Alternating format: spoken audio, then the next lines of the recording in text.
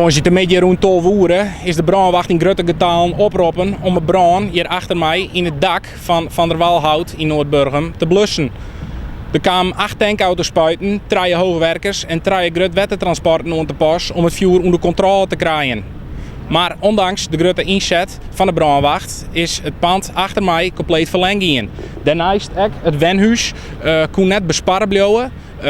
Dat kwam onder oren omdat het water van 4 voet komen moest. Je kunt je voorstellen, we zijn hier in een buitengebied. Daar duurt het misschien iets langer om je waterwinning op gang te brengen dan in meer bebouwing. We hebben opgeschaald, er zijn meerdere grootwatertransporten ter plaatse gekomen. Dus al vrij snel hadden we de bluswaterwinning toch wel aan de gang. Dat komt vanuit het open water. Nu had Vitens ook gemeld dat zij bezig waren hier met het leidingnet. Zou dat nog iets geholpen kunnen hebben? Nee, naar mijn informatie heeft dat geen invloed gehad. Ik hoor net van mijn collega's dat vanuit het waterschap de gemalen openzetten om nog meer bluswater deze kant op te brengen. Ik heb mijn vrouw sprutsen. Die is natuurlijk hartstikke schrokken.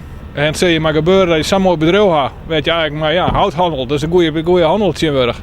En dat je bedrijf in de brand zit, dat is natuurlijk verschrikkelijk. Nou is het een trieste ogenblik van dat is wel een vrij groot bedrijf bij jou in de gemeente. Hij heeft al bij orenmeesken hier in het Warbiegelieks en hoe het hierin slaat? Nee, ik ben geïnformeerd. Ik ben waskager door de brandwacht. Dat doe ik hier voor het hinnenkam. En heb ik nog geen tijd voor gaan om met orenmeesken te praten. Oors dan met de familie en met de hulpverlening.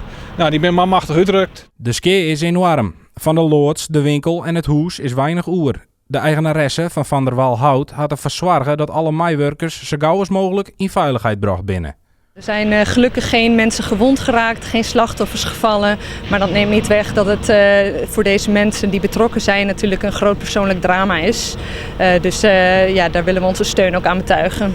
Er wordt nog onderzoek dienen naar de oorzaak van de brand, maar ook naar het mogelijke effect van de zware metalen op de landerijen in de omjouwing. Die zware metalen zie je het mogelijk in de 600 zonnepanelen op het dak van de loods.